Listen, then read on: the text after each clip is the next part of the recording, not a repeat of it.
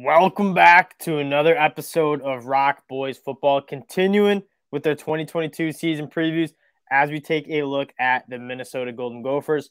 Before that, I just wanted to say thank you guys for all the support you guys have shown the channel. This is our first video that we're recording with over 1,000 subscribers. You guys are absolutely goated with all the support. It's been a blast for my brother and I to talk ball with you guys in the comment section. It means a lot. Let's start talking some ball.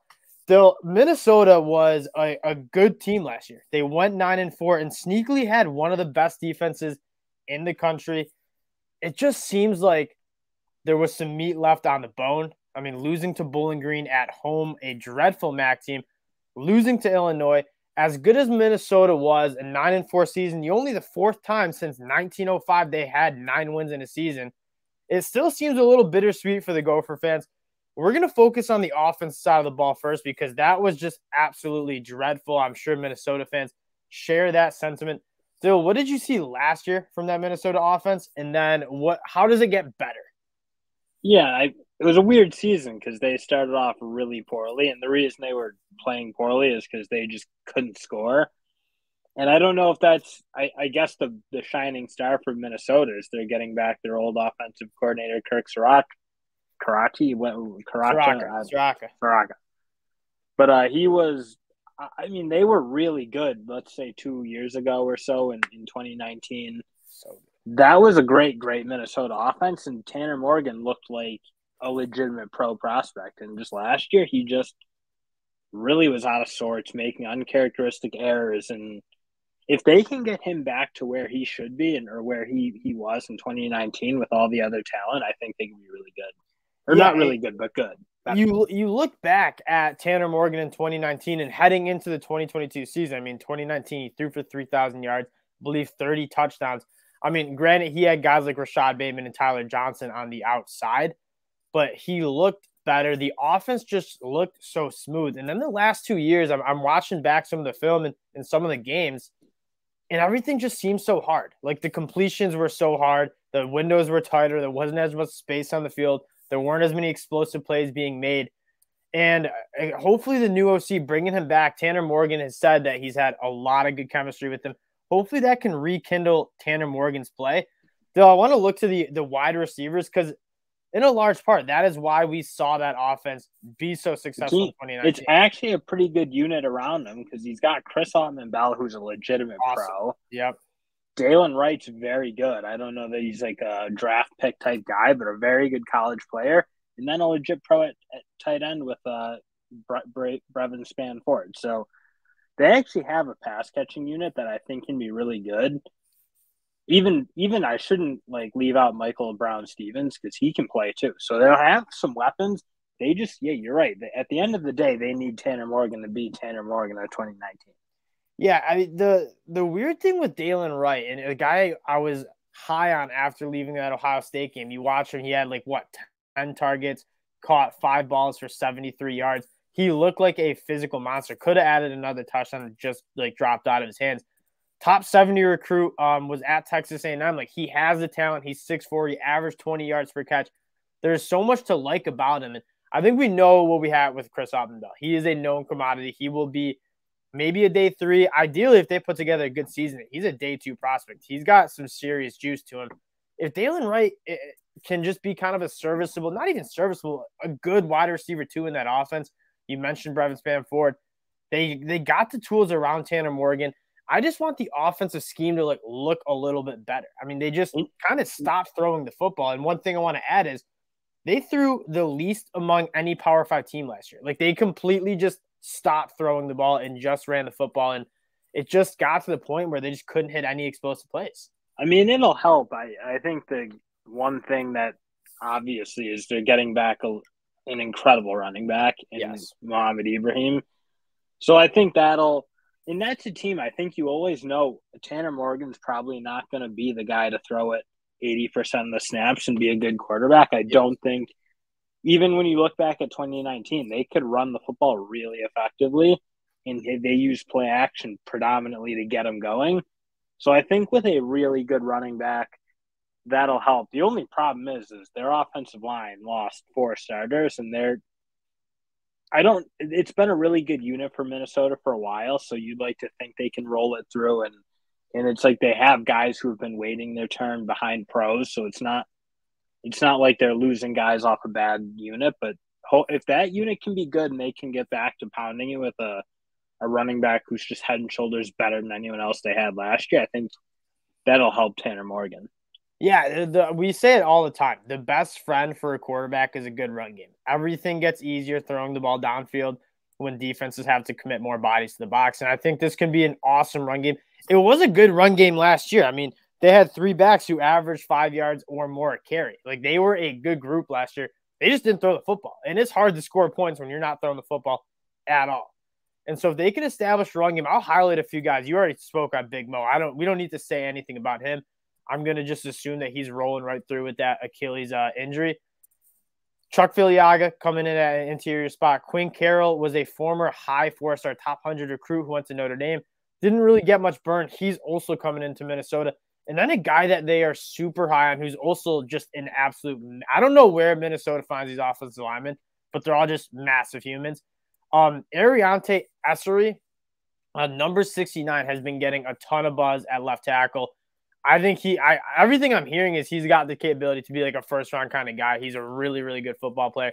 So this offensive line should be good. I mean, death taxes in Minnesota having a really good offensive line. They do a very good job developing those guys up front.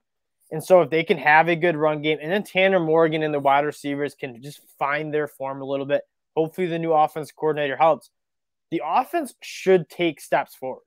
And they don't even need to be great. We're not expecting Minnesota to be this top 25 explosive offense, but we need them just to be average, because what is really their strength of the team, and it was the strength last year, they have some question marks, was their defense. Now, taking a look at the defense still, they just get absolutely decimated.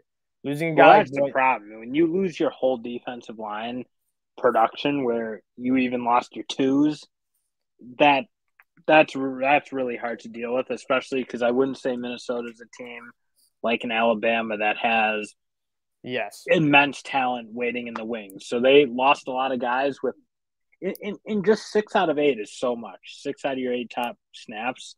That's just, it feels like maybe too much for Minnesota, but again, they were good last year, and they're good at the other levels. So we'll see. But in my opinion, I mean, as good as Boy Mafe was, I do think that defense experiences a lot of success because of the scheme. I don't think it's a bunch of dominant athletes just making plays outside of Boy Mafe, who was obviously a very good athlete if you saw his NFL testing. But a lot of it is just doing your job, having a really good scheme, and all their players being extremely disciplined and just good football players on the field.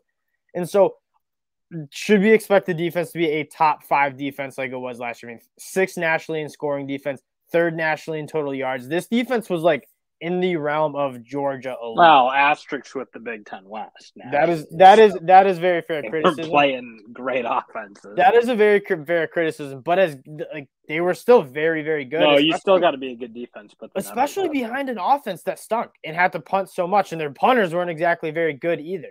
And they do bring some guys in. I mean, Thomas Rush, who's there, he's a guy that had 7.5 tackles for loss, 5.5 sacks. I know they bring in Darnell Jeffries from Clemson. I'm on board with any Clemson defensive lineman. Just take whatever you want. I know Trill Carter's been getting some love. Logan Richards, like 350-pound, 6'4" monster.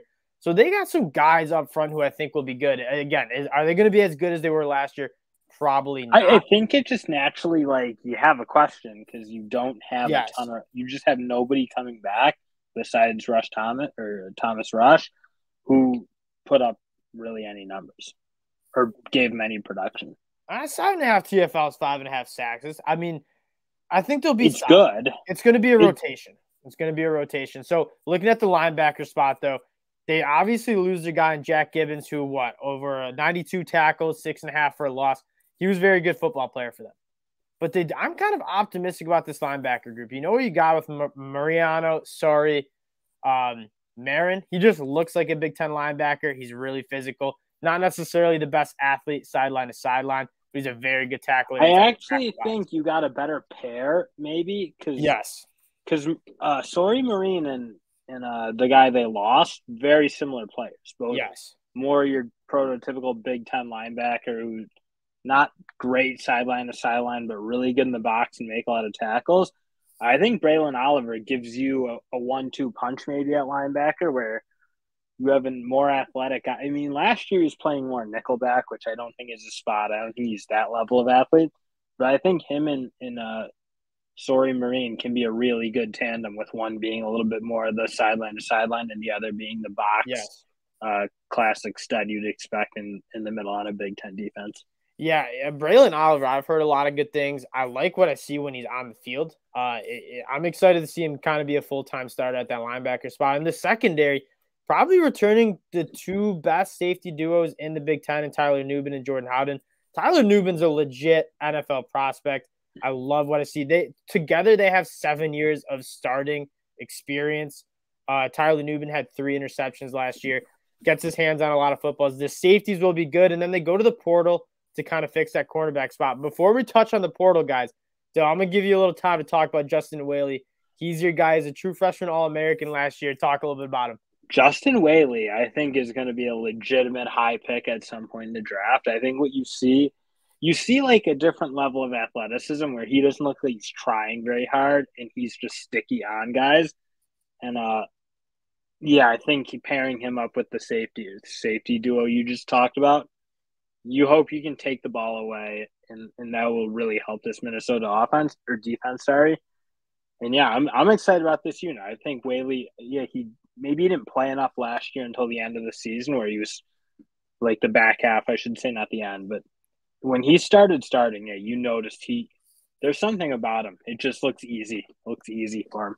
Fluid, easy. That's what you want to see in cornerbacks. And then Beanie Bishop, he's a transfer from Western Kentucky. He's a first-team all-conference guy. So the secondary looks really good. And I think the story of this season and how it's going to go, as I pull up the schedule here, is how many steps back does the defense take, and then how many steps forward does the offense take? Can the offense take a bigger step forward than the defense takes back? I think they can compete for the Big Ten West. We talk about this all the time. The Big Ten West is absolutely wide open. I mean, I couldn't even tell you who I think is going to win yet because I don't know. And so Minnesota is certainly up there to be competing in the Big Ten West. They've done it pretty much every year PJ Fleck's been there. And so I think this year would be no different. Taking a look at the schedule now. They start with what? New Mexico State, Western Illinois, Colorado, all at home. Those are 3 light out-of-conference games. And I love it. That's what you got to do. Why are you playing heavy out-of-conference games when you play in the Big Ten? And the key to this schedule, or DraftKings, like if you guys are into betting, DraftKings has them 7.5 win total over under. I kind of like the over because who do they avoid? They avoid Michigan and Ohio State out of the Big Ten East.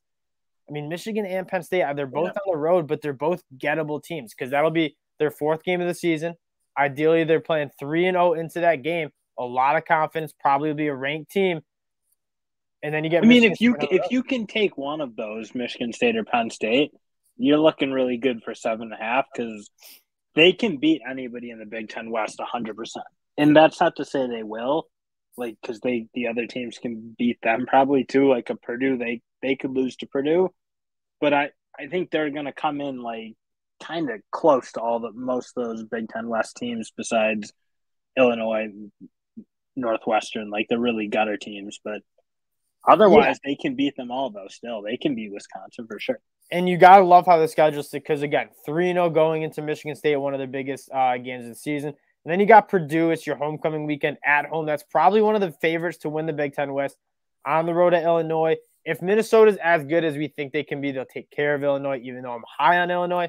Then they go on the road to Penn State, who's sandwiched in between Ohio State and Michigan that week. So a little bit of a trap game there for Penn State. Yeah. Then you finish out with Rutgers. And then that's kind of getting into the big-time Big Ten West opponents. You're on the road at Lincoln. That is a very hard place to play. You should take care of Northwestern. That's an absolute dumpster fire. Iowa at home, kind of been bugaboo for Minnesota. Very beautiful big one, though. And then on the road at Wisconsin, again, the rivalry game. If I had to guess, the winner of that is going to the Big Ten West title, the Big Ten championship game, probably going to win the Big Ten West. And so that's going to be an absolute massive game. They won it last year at home. Now they're going to Madison. That's going to be an electric game.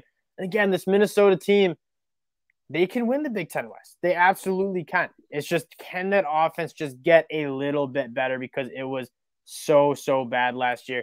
And that'll do it for our 2022 season preview on Minnesota. As usual, we appreciate you guys checking us out. If you guys do like the content, consider subscribing to the channel, and we'll talk to y'all later.